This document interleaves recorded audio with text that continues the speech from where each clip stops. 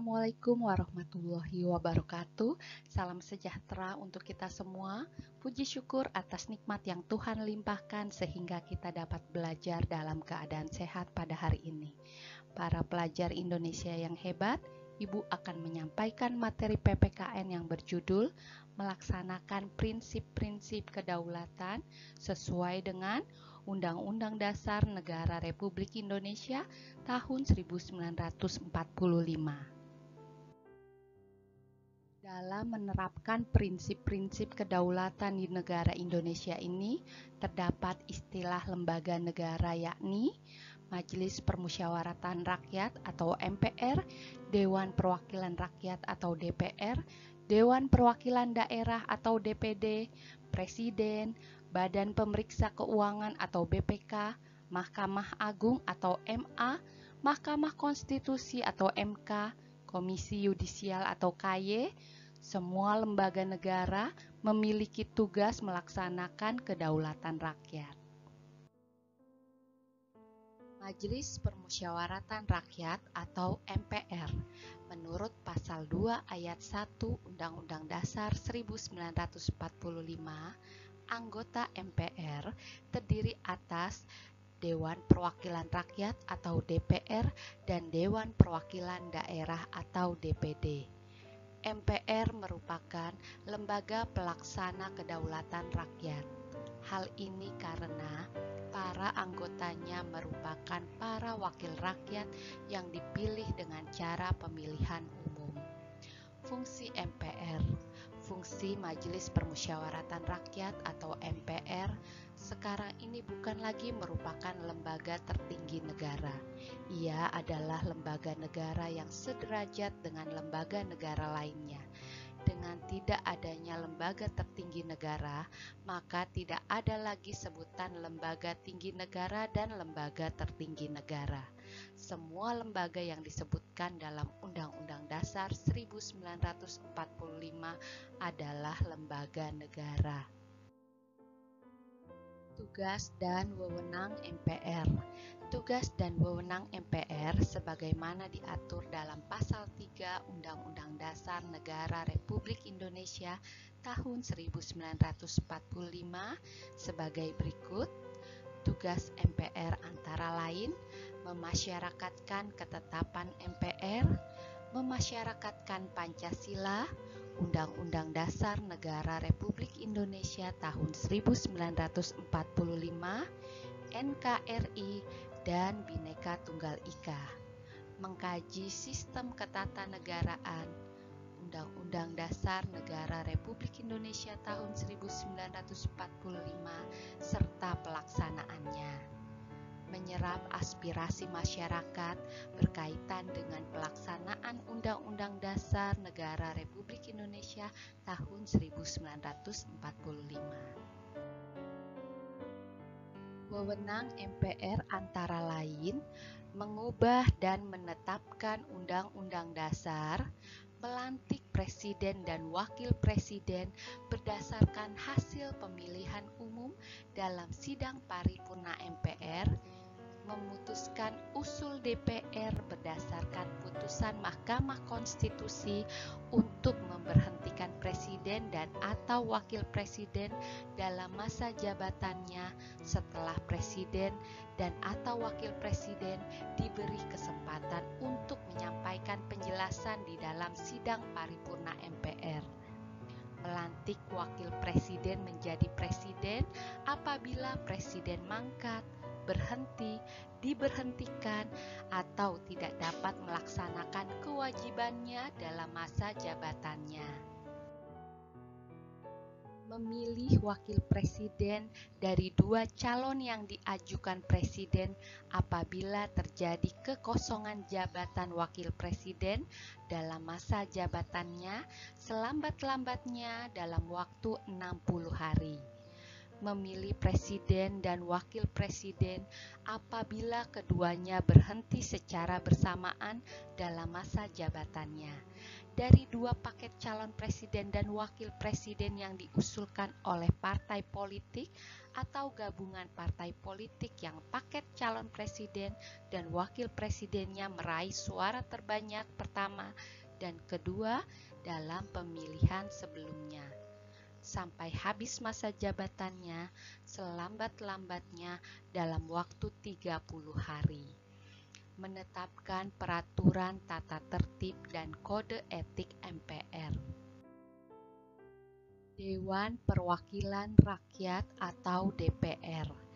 Fungsi DPR dalam pasal 69 Undang-Undang Nomor 17 Tahun 2014 disebutkan DPR memiliki 3 fungsi, yaitu fungsi legislasi. Terkait dengan fungsi legislasi, DPR memiliki tugas dan wewenang menyusun program legislasi nasional atau prolegnas, menyusun dan membahas rancangan undang-undang atau RUU, menerima RUU yang diajukan oleh DPD terkait otonomi daerah, hubungan pusat dan daerah, pembentukan, pemekaran dan penggabungan daerah, pengelolaan sumber daya alam dan sumber daya ekonomi lainnya, serta perimbangan keuangan pusat dan daerah. Membahas RUU yang diusulkan oleh Presiden ataupun DPD, menetapkan undang-undang bersama dengan Presiden, menyetujui atau tidak menyetujui peraturan pemerintah pengganti undang-undang atau Perpu yang diajukan Presiden untuk ditetapkan menjadi undang-undang. Fungsi anggaran.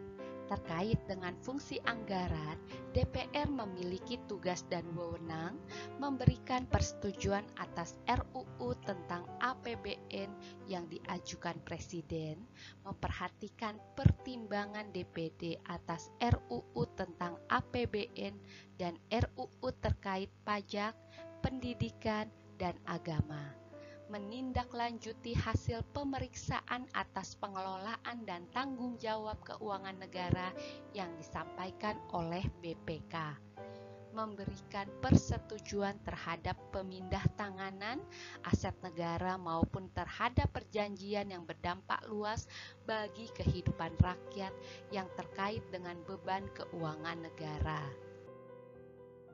Fungsi pengawasan. Terkait dengan fungsi pengawasan, DPR memiliki tugas dan wewenang melakukan pengawasan terhadap pelaksanaan undang-undang, APBN, dan kebijakan pemerintah, membahas dan menindaklanjuti hasil pengawasan yang disampaikan oleh DPD terkait pelaksanaan undang-undang mengenai otonomi daerah, pembentukan, pemekaran, dan penggabungan daerah, pengelolaan sumber daya alam dan sumber daya lainnya, pelaksanaan APBN, pajak, pendidikan, dan agama. Tugas dan wewenang DPR lainnya antara lain menyerap, menghimpun, menampung dan menindaklanjuti aspirasi rakyat, memberikan persetujuan kepada Presiden untuk menyatakan perang ataupun membuat perdamaian dengan negara lain, mengangkat dan memberhentikan anggota Komisi Yudisial, memberikan pertimbangan kepada Presiden dalam hal pemberian amnesti dan abolisi, mengangkat duta besar dan menerima penempatan duta besar lain, memilih anggota BPK dengan memperhatikan pertimbangan DPD, memberikan persetujuan kepada Komisi Yudisial terkait calon Hakim Agung yang akan ditetapkan menjadi Hakim Agung oleh Presiden. Memilih 3 orang Hakim Konstitusi untuk selanjutnya diajukan ke Presiden. Dewan Perwakilan Daerah atau DPD. Fungsi DPD berdasarkan Undang-Undang Republik Indonesia Nomor 17 Tahun 2014, DPD memiliki beberapa fungsi sebagai berikut. DPD mengajukan RUU terkait otonomi daerah, hubungan pusat dan daerah, pembentukan dan pemekaran serta penggabungan daerah, pengelolaan sumber daya alam dan sumber daya ekonomi lainnya, serta yang berkaitan dengan perimbangan keuangan pusat dan daerah kepada DPR. DPD ikut dalam pembahasan RUU yang berkaitan dengan otonomi daerah, hubungan pusat dan daerah, pembentukan, pemekaran dan penggabungan daerah, pengelolaan sumber daya alam dan sumber daya ekonomi lainnya, serta perimbangan keuangan pusat dan daerah. DPD berfungsi sebagai pemberi pertimbangan kepada DPR atas RUU tentang APBN dan RUU yang berkaitan dengan pajak, pendidikan, dan agama. Berfungsi sebagai pengawas atas pelaksanaan undang-undang terkait otonomi daerah, pembentukan, pemekaran dan penggabungan daerah, hubungan pusat dan daerah, pengelolaan sumber daya alam dan sumber daya ekonomi lainnya, pelaksanaan APBN, pajak, pendidikan, dan agama. Tugas dan wewenang DPD. Detail tugas dan wewenang DPD sebagaimana tercantum dalam Undang-Undang Republik Indonesia Nomor 17 Tahun 2014 adalah sebagai berikut. Mengajukan RUU kepada DPR terkait dengan otonomi daerah, hubungan pusat dan daerah, pembentukan dan pemekaran serta penggabungan daerah, pengelolaan sumber daya alam dan sumber daya ekonomi lain, dan yang berkaitan dengan perimbangan keuangan pusat dan daerah. Ikut membahas RUU yang berkaitan dengan hal nomor 1, DPD bertugas dan berwenang menyusun sekaligus menyampaikan daftar inventaris masalah RUU yang berasal dari DPR atau Presiden yang berkaitan dengan hal nomor 1 tadi. DPD memberikan pertimbangan kepada DPR atas RUU tentang APBN dan RUU yang berkaitan dengan pajak, pendidikan, dan agama. DPD melakukan pengawasan atas pelaksanaan undang-undang terkait otonomi daerah, pembentukan, pemekaran dan penggabungan daerah, hubungan pusat dan daerah, pengelolaan sumber daya alam dan sumber daya ekonomi lainnya, pelaksanaan APBN, pajak, pendidikan dan agama. DPD menyampaikan hasil pengawasan sebagaimana dimaksud pada nomor 5 kepada DPR sebagai bahan pertimbangan untuk ditindaklanjuti. DPD menerima hasil pemeriksaan atas keuangan negara dari Badan Pemeriksa Keuangan atau BPK sebagai bahan pertimbangan kepada DPR tentang RUU yang berkaitan dengan APBN. DPD dapat memberikan pertimbangan kepada DPR dalam pemilihan anggota BPK. DPD menyusun program legislasi nasional terkait otonomi daerah, hubungan pusat dan daerah, pembentukan dan pemekaran serta penggabungan daerah, pengelolaan sumber daya alam dan sumber daya ekonomi lainnya, serta yang berkaitan dengan perimbangan keuangan pusat dan daerah. Presiden. Berdasarkan Undang-Undang Dasar 1945, kekuasaan presiden dibagi menjadi 3, yaitu kekuasaan presiden dalam bidang eksekutif atau kepala pemerintahan antara lain, Presiden Republik Indonesia memegang kekuasaan pemerintahan menurut Undang-Undang Dasar. Hal ini tercantum dalam Pasal 4 Ayat 1. Pasal 4 Ayat 1 memberikan memberikan wewenang kepada Presiden untuk mengatur proses pemerintahan berdasarkan batasan yang berada pada Undang-Undang Dasar 1945. Presiden menetapkan peraturan pemerintah untuk menjalankan undang-undang sebagaimana mestinya. Hal ini tercantum dalam pasal 5 ayat 2 Undang-Undang Dasar 1945. Kekuasaan Presiden dalam bidang legislatif antara lain, Presiden berhak mengajukan rancangan undang-undang kepada DPR menurut pasal 5 ayat 1. Jika usul rancangan undang-undang oleh anggota DPR, meskipun disetujui DPR, tidak disahkan oleh Presiden, maka rancangan tadi tidak boleh dimajukan lagi dalam persidangan DPR masa itu. Dalam pasal 21 ayat 2. Dalam hal ihwal kegentingan yang memaksa, Presiden berhak menetapkan peraturan pemerintahan sebagai pengganti undang-undang menurut pasal 22 ayat 1. Rancangan undang-undang anggaran pendapatan dan belanja negara diajukan oleh Presiden untuk dibahas bersama-sama DPR dengan memperhatikan pertimbangan DPD menurut pasal 23 ayat 1. Apabila DPR tidak menyetujui rancangan undang-undang anggaran pendapatan dan belanja negara diusulkan kepada Presiden, pemerintah menjalankan APBN tahun lalu menurut pasal 23 ayat 2. Kekuasaan Presiden sebagai kepala negara antara lain, Presiden memegang kekuasaan yang tertinggi atas Angkatan Darat, Angkatan Laut, dan Angkatan Udara. Hal ini menurut pasal 10.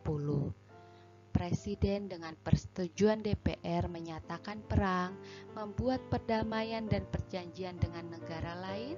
Hal ini menurut pasal 11 ayat 1. Presiden menyatakan keadaan bahaya, syarat-syarat dan akibatnya keadaan bahaya ditetapkan dengan undang-undang. Ini menurut pasal 12. Presiden mengangkat duta dan konsul menurut pasal 13 ayat 1. Dalam hal mengangkat duta, Presiden memperhatikan pertimbangan DPR menurut pasal 13 ayat 2.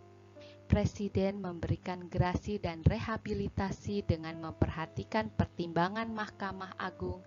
Hal ini tercantum pada pasal 14 ayat 1. Presiden memberikan amnesti dan abolisi dengan memperhatikan pertimbangan DPR menurut pasal 14 ayat 2. Presiden memberikan gelar, tanda jasa, dan lain-lain tanda kehormatan yang diatur dengan undang-undang menurut pasal 15. Presiden membentuk suatu dewan pertimbangan yang bertugas memberikan nasihat dan pertimbangan kepada Presiden yang selanjutnya diatur dalam Undang-Undang pasal 16. Presiden mengangkat dan memberhentikan menteri-menteri menurut pasal 17 ayat 2. Badan Pemeriksa Keuangan atau BPK. Fungsi BPK: memeriksa pengelolaan dan tanggung jawab tentang keuangan negara. Seperti pada sebuah perusahaan, negara merupakan salah satu perusahaan yang sangat besar yang tentu saja menghasilkan banyak transaksi yang membutuhkan sebuah auditor khusus. Disinilah peran BPK bagi negara Indonesia. BPK mempunyai fungsi yang mirip seperti auditor, di mana BPK memiliki fungsi yang sangat penting dalam melakukan pemeriksaan terhadap pengelolaan dan juga tanggung jawab keuangan negara.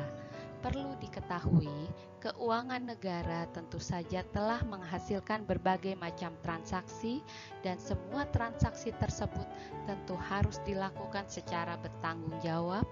Disinilah BPK berperan untuk memeriksa kegiatan tersebut. Mengawasi pengelolaan dan tanggung jawab tentang keuangan negara. Selain memiliki fungsi yang sangat penting untuk melakukan pemeriksaan terhadap pengelolaan dan tanggung jawab tentang keuangan negara, BPK juga memiliki fungsi lainnya yang tidak kalah penting, yaitu melakukan proses pengawasan terhadap pengelolaan dan tanggung jawab tentang keuangan negara. Setiap pengelolaan dan penggunaan dari uang negara wajib diawasi oleh lembaga keuangan negara yang satu ini.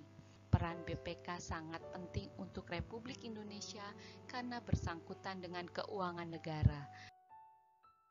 Tugas BPK. Tugas dan fungsi BPK yang utama yaitu bertugas dalam memeriksa pengelolaan dan tanggung jawab keuangan negara yang dilakukan oleh pemerintah pusat, pemerintah daerah, lembaga negara, Bank Indonesia, badan usaha milik negara, dan badan usaha milik daerah. Badan layanan umum, lembaga atau badan lain yang mengelola keuangan negara. Wewenang BPK. Wewenang yang dapat dilakukan BPK yaitu menentukan objek pemeriksaan, merencanakan dan melaksanaan pemeriksaan, menentukan waktu dan metode pemeriksaan, serta menyusun dan menyajikan laporan pemeriksaan. Meminta keterangan atau dokumen yang wajib diberikan oleh setiap orang, unit organisasi pemerintah pusat, pemerintah daerah, lembaga negara lainnya, Bank Indonesia, badan usaha milik negara, badan layanan umum, badan usaha milik daerah, dan lembaga atau badan lain yang mengelola keuangan negara. Melakukan pemeriksaan di tempat penyimpanan uang dan barang milik negara, di tempat pelaksanaan kegiatan, pembukuan dan tata usaha keuangan negara, serta pemeriksaan terhadap perhitungan-perhitungan, surat-surat, bukti-bukti, rekening koran, pertanggungjawaban, dan daftar lainnya yang berkaitan dengan pengelolaan keuangan negara. Menetapkan jenis dokumen, data, serta informasi mengenai pengelolaan dan tanggung jawab keuangan negara yang wajib disampaikan kepada BPK.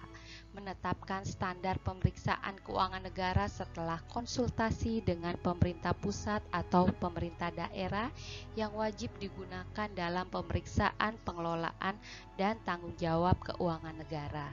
Menetapkan kode etik pemeriksaan, pengelolaan, dan tanggung jawab keuangan negara, menggunakan tenaga ahli dan atau tenaga pemeriksa di luar BPK yang bekerja untuk atau atas nama BPK, membina jabatan fungsional pemeriksa, memberi pertimbangan atas standar akuntansi pemerintahan, dan memberi pertimbangan atas rancangan sistem pengendalian intern pemerintah pusat atau pemerintah daerah sebelum ditetapkan oleh pemerintah pusat atau pemerintah daerah.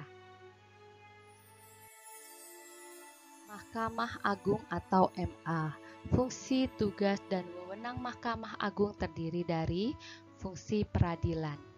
Sebagai pengadilan negara tertinggi, Mahkamah Agung merupakan pengadilan kasasi yang bertugas untuk membina keseragaman dalam penerapan hukum melalui putusan kasasi dan peninjauan kembali agar semua hukum dan undang-undang di seluruh wilayah Republik Indonesia diterapkan secara adil, tepat, dan benar. Di samping tugasnya sebagai pengadilan kasasi, Mahkamah Agung berwenang memeriksa dan memutuskan pada tingkat pertama dan terakhir yang meliputi hal-hal berikut, yaitu semua sengketa tentang kewenangan yang mengadili, permohonan peninjauan kembali putusan pengadilan yang telah memperoleh kekuatan hukum tetap menurut pasal 28, 29, 30, 33 dan 34 Undang-Undang Mahkamah Agung Nomor 14 Tahun 1985. Semua sengketa yang timbul karena perampasan kapal asing dan muatannya oleh kapal perang Republik Indonesia berdasarkan peraturan yang berlaku menurut pasal 33 dan pasal 78 Undang-Undang Mahkamah Agung Nomor 14 Tahun 1985. Hak uji material yaitu wewenang menguji atau menilai secara material peraturan perundangan di bawah undang-undang tentang suatu peraturan yang ditinjau dari isinya atau materinya dan bertentangan dengan peraturan dari tingkat yang lebih tinggi menurut pasal 31 Undang-Undang Mahkamah Agung Nomor 14 Tahun 1985. Fungsi pengawasan, Mahkamah Agung melakukan pengawasan tertinggi terhadap jalannya peradilan di semua lingkungan peradilan dengan tujuan agar peradilan yang dilakukan dapat diselenggarakan dengan baik menurut pasal 4 dan pasal 10 Undang-Undang Ketentuan Pokok Kekuasaan Nomor 14 Tahun 1970. Mahkamah Agung juga melakukan pengawasan terhadap hal-hal berikut, terhadap pekerjaan pengadilan, tingkah laku para hakim, dan perbuatan pejabat pengadilan dalam menjalankan tugas yang berkaitan dengan pelaksanaan tugas pokok kekuasaan kehakiman, yakni dalam hal menerima, memeriksa, mengadili, menyelesaikan setiap perkara yang diajukan kepadanya, meminta keterangan tentang hal-hal yang bersangkutan dengan teknis peradilan, serta memberi peringatan, teguran, dan petunjuk yang diperlukan tanpa mengurangi kebebasan hakim menurut pasal 32 Undang-Undang Mahkamah Agung Nomor 14 Tahun 1985. Terhadap penasehat hukum dan notaris sepanjang terkait peradilan menurut pasal 36 Undang-Undang Mahkamah Agung Nomor 14 Tahun 1985. Fungsi mengatur, Mahkamah Agung dapat mengatur lebih lanjut hal-hal yang diperlukan untuk kelancaran penyelenggaraan peradilan apabila terdapat hal-hal yang belum diatur dalam Undang-Undang tentang Mahkamah Agung menurut pasal 27 Undang-Undang Nomor 14 Tahun 1970, pasal 79 Undang-Undang Nomor 14 Tahun 1985. Mahkamah Agung dapat membuat peraturan acara sendiri apabila dianggap perlu untuk mencukupi hukum acara yang sudah diatur dalam undang-undang.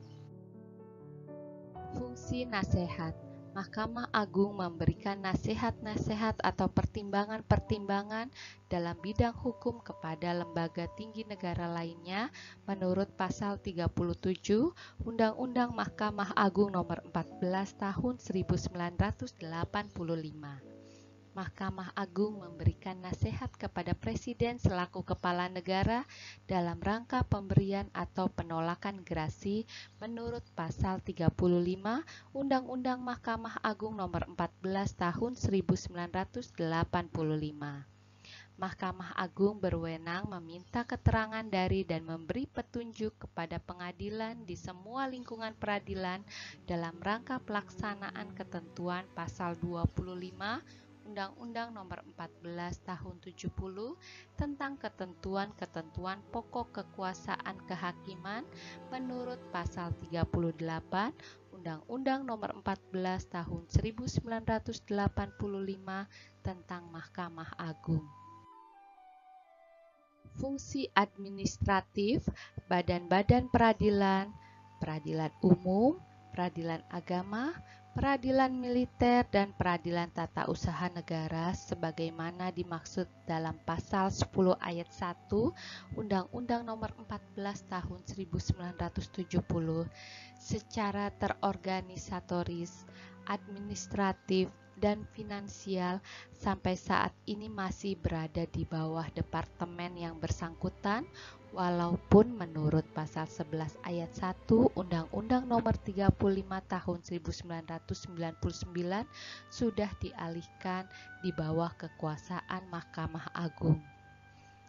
Mahkamah Agung berwenang mengatur tugas serta tanggung jawab, susunan organisasi, dan tata kerja kepaniteraan pengadilan menurut Undang-Undang Nomor 35 Tahun 1999 tentang perubahan atas Undang-Undang Nomor 14 Tahun 1970 tentang ketentuan-ketentuan pokok kekuasaan kehakiman di semua lingkungan peradilan dalam rangka pelaksanaan ketentuan pasal 25 Undang-Undang Nomor 14 Tahun 1970 tentang ketentuan-ketentuan pokok kekuasaan kehakiman menurut pasal 38 Undang-Undang Nomor 14 Tahun 1985 tentang Mahkamah Agung.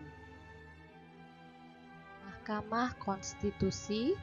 Fungsi Mahkamah Konstitusi, fungsi dan peran utama MK adalah menjaga konstitusi guna tegaknya prinsip konstitusionalitas hukum.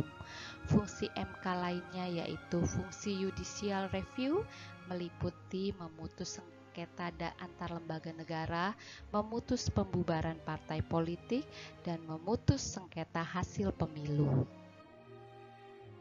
Kewenangan MK. Kewenangan MK adalah mengadili pada tingkat pertama dan terakhir yang putusannya bersifat final untuk menguji undang-undang terhadap undang-undang dasar, memutuskan sengketa kewenangan lembaga negara yang kewenangannya diberikan oleh Undang-Undang Dasar Negara Republik Indonesia tahun 1945. Memutuskan pembubaran partai politik, memutuskan perselisihan tentang hasil pemilu, wajib memberikan putusan atas pendapat DPR mengenai dugaan pelanggaran oleh Presiden dan Wakil Presiden menurut Undang-Undang Dasar. Kewajiban Mahkamah Konstitusi berdasarkan pasal 7 ayat 1 sampai dengan ayat 5 dalam pasal 24C ayat 2 Undang-Undang Dasar 1945 yang ditegaskan dalam pasal 10 ayat 2 Undang-Undang Nomor 24 Tahun 2003. Kewajiban Mahkamah Konstitusi adalah memberi keputusan atas pendapat DPR bahwa Presiden dan Wakil Presiden telah melakukan pelanggaran hukum atau perbuatan tercela atau tidak memenuhi syarat sebagai Presiden dan Wakil Presiden sebagaimana dimaksud dalam Undang-Undang Dasar 1945. Komisi Yudisial. Wewenang Komisi Yudisial sesuai pasal 13 Undang-Undang Nomor 18 Tahun 2011 tentang perubahan atas Undang-Undang Nomor 22 Tahun 2004 tentang Komisi Yudisial.